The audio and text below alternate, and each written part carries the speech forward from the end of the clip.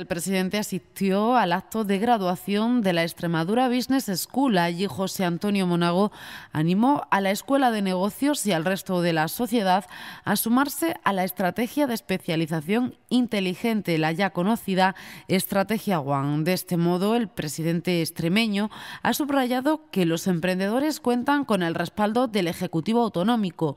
Monago ha asegurado que este es el camino correcto porque dice: sin empresas, sin autónomos o emprendedores, no hay empleo. Nuestra fortuna como extremeños es el emprendimiento, es la innovación, es la internacionalización, es el trabajo, es el trabajo, es el trabajo, es el trabajo.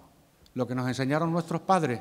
El presidente se ha dirigido a los alumnos asegurando que no llegan ahora al final de su formación, sino que arrancan en ese principio de la aventura empresarial.